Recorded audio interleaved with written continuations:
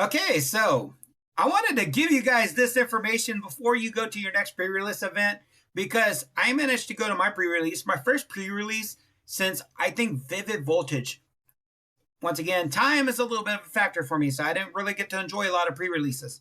My first official pre-release where I contended in since Vivid Voltage. And I managed to go undefeated with this deck. So I wanted to share this deck profile with you guys. Obviously, this video is going to be kind of pointless after about 2 weeks. But if you manage to go to a pre-release event and you happen to pull these cards, this deck profile might be one that you guys can benefit from. So when you go to a pre-release, you get one build and battle box, some packs, and you manage to build a deck from that. You have to build a 40-card deck. You play a 4-prize format, a best of 1, and you play it like normal Pokemon TCG. There is one build and battle promo set, and there's 2 variants of it I want to point out.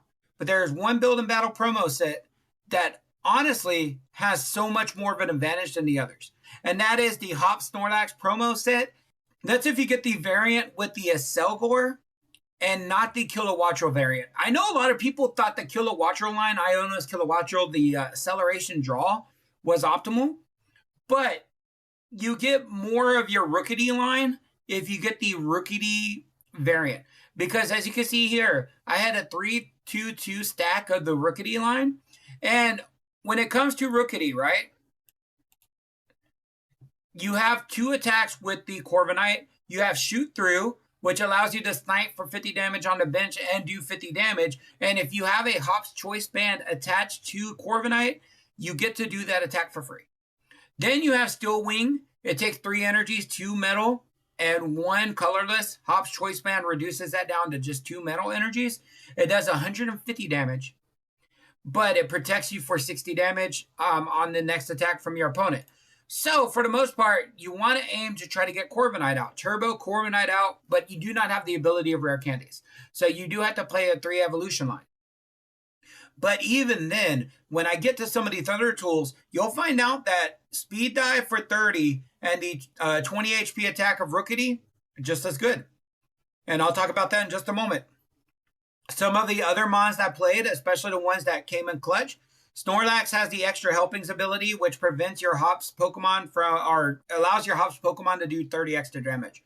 You never want Snorlax in your active spot. You want Snorlax on your bench at all times. I played 1 mirror match. My opponent put Snorlax in the active, and it pretty much guaranteed me the victory when I KO'd the Snorlax in 1 hit.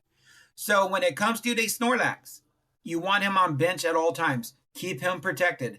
There was no card you run into that will pull something from your bench. So Snorlax is always protected, and it's always giving you that damage buff if you use it. And Hops Cramorant is just a free...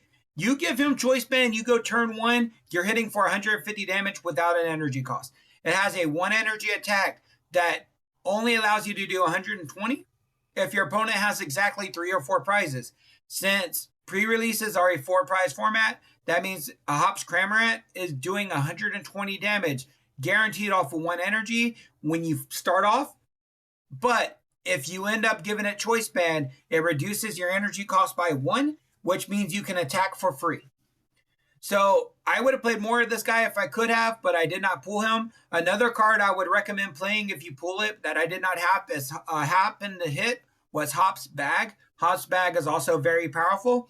But for my Hops Pokemon line, 3 Rookity, 2 Corvisquire, 2 Corviknight, 1 Snorlax, 1 Cramorant. Perfect lineup. These were all the Pokemon that came into action outside of one other. I have Audino, Stunfisk, and Durant. Durant removes energies by rolling a dice or flipping a coin technically. Takes 2 energies, 1 grass, 1 colorless, but does 50 damage and can remove energy. I felt like if I was playing a deck that did a lot of energy building up and I needed Durant to come out there, Durant could really come in clutch. Stunfisk is just a 100 HP, decent attacker. He was just to give me another basic because without these 4, I was mulliganing a lot. So I needed to throw in more basics just to be safe, be on the cautious side, right? Komala, on the other hand, is pretty broken in pre-release format. It has a 1 energy attack that does 30 damage. It puts both Pokemon to sleep. But on your next attack, and you can keep doing this as long as Komala can attack, as long as you roll a heads, it does 130 for 1 energy.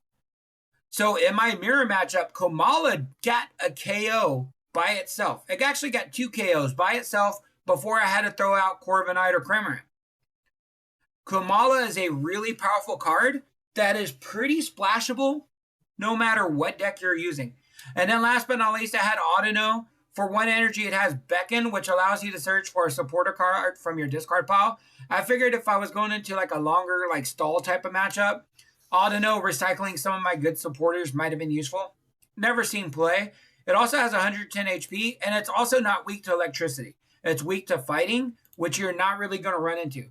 But Kilowattrel, you're going to run into a lot. And if you guys don't notice, Corviknight and Cramorant are both weak to lightning. So Kilowattrel can one-shot Cramorant, Corvisquire, and Rookity, and can two-shot a Corviknight. So you didn't want to play that game too much. So for the most part, I had some techs in here. The only tech that really seemed play was Komala. Durant was never needed because I was going faster than my opponent on getting energies turboed out and doing the damage. Audino never was needed because honestly, with the attack buffs that you get in this deck, you're not going to need to play the long game. You're going to be knocking out Pokemon every turn. And last but not least, Stunfisk. He's been benched, but I've never had to use him in the active spot. So if you pull other things, like you pull a second Hops Cramorant, a second Snorlax, you can swap these out for any Hops Pokemon. If you pull more than one Postwick, maybe Hops Silicobra is pretty good because for 1 energy, you can use Silicobra's attack to search for a stadium. So Silicobra allows you to search Postwick. So Silicobra can also go in here. So for the most part, these last 4 are pretty splashable. Although I will say I would still consider running Komala because that 130 for 1 damage in a pre-release format is still pretty good, or for 1 energy is still pretty good, right? Now for the trainers, 3 Hops Choice Band. Not only does it reduce your attack cost by 1 colorless energy, but it gives you a 30 damage boost. You get a 30 damage boost from Snorlax, you get a 30 damage boost from Choice Band, and then Postwick, the stadium, allows all Hops Pokemon to do 30 more damage. So if you got Postwick, Choice Band, and Snorlax in play on your Corviknight's hitting for 240. Or if you're doing the first attack, which is free, by the way, with a Choice Band, you're doing 140 damage for free, and you're sniping for 50 damage. So a total of 190 damage counters being placed. Even if you had Rookity, your base starter, your little guy, your little Rook, you give him a Choice Band, a Postwick, a Hop Snorlax, and any energy, and he's doing 110 turn 1. Cramorant, with all of those, is doing 200 turn 1. So, for the most part, you want to get as many Choice Bands as you can. You want as many Postwicks as you can. The reason why I say you want the Acelgor version of the deck is I managed to get 2 Choice Bands from that deck and a Postwick. Those all came into that deck. The Postwick only came in the Acelgor version of the Hop Snorlax deck for me. My opponent, my mirror match, he got the Hop Snorlax promo, but he got the Hops and Iono's version of the deck. So it had Iono's Wattrel and Kilowattrel, which means he did not see Postwick. Instead, he got Laventia, which allows you to recycle a lightning energy from your discard pile back to your hand, which is not bad considering Kilowattrel's ability, but you want this damage buff from Postwick.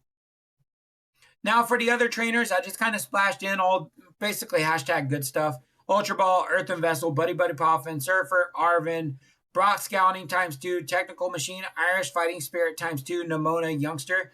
Basically, I tried to do anything that could turbo through my deck. Whether it can search out something from my deck, whether it allow me to draw. That's pretty much what everything here does. Turbo through the deck. Get everything from the deck. I didn't worry about anything in the discard pile or anything like that. Everything here, turbo through the deck. For the energy lineup, 1 Jet Energy, 2 Luminous Energy, and then a set or an 8 split, 3 Grass, because most things here use colorless anyways. But Durant uses a Grass energy, so I wanted Grass just in case Durant needed to come up. And then 5 Steel type energies, which is perfect for Corviknight. Once again, though, you don't need these energies. And I am going to give you guys a fair warning. Darmanitan does big damage if you use a lot of energies. So my recommendation is run a minimal amount of energies, right? Don't run as more than you need, because you don't want 5 energies in the discard pile with Darmanitan on the board, because that Darmanitan will hit you for 150 every time, right?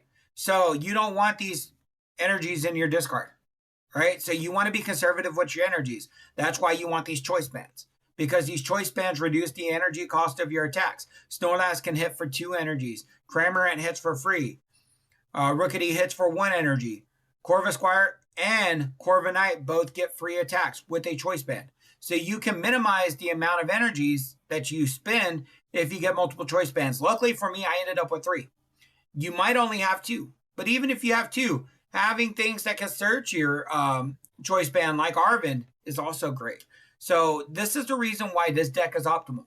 Once again, you want the Hop Snorlax promo variant of the deck, but you want to see your other cards be the Aselgor line and the Lily's Cutify. You do not want to see the Iono cards, because then you lose access to things like Postwick. I had probably the best build of a deck that you can potentially have gotten, unless my pools were better. Once again, I could have gotten more Cramorants. I could have gotten more of the other ends Pokemon or Hops Pokemon that I didn't even see. But for the most part, this deck played super well. At no point in time did I ever feel like I was going to lose. Darmanitan made me a little bit nervous because I did have 4 energies in discard when he started hitting for 120, but Darmanitan couldn't kill Corviknight. And then Corviknight swung right back and killed Darmanitan and gave me the win, right? So for the most part, it's a pretty solid deck. This is the deck you want to play at your pre-release. So if you join a pre-release and you do not get Hop Snorlax, be mindful that this is going to be a tough matchup for you. All 3 of the other variants struggled absolutely against this deck. Darmanitan struggles because you're conservative with your energies. Kilowattrel just struggles because it just can't turbo out fast enough compared to what you can do. Your Cramorant's going to be much faster than any Kilowattrel can hit the board and fully energize up. So you're going to be hitting everything for KOs. So for the most part, this is my personal take on a deck for the pre-release. Guys, let me know down in the comment section below if you've gone to your pre-release and how you did. I would love to know I'd just love to know your success stories or your failure stories if you ended up going 0-3. Also, did you pull anything nice? Comment down below if you pulled something great from your pre-release. And more importantly, if this deck profile does help you out a bit. Hopefully it does. And hopefully it helps you get some victories and get you some nice, beautiful bonus prize packs. Anyways, guys, thank you so much for watching. Hope you guys catch me in the next video. As always, remember to keep it classy and stay awesome.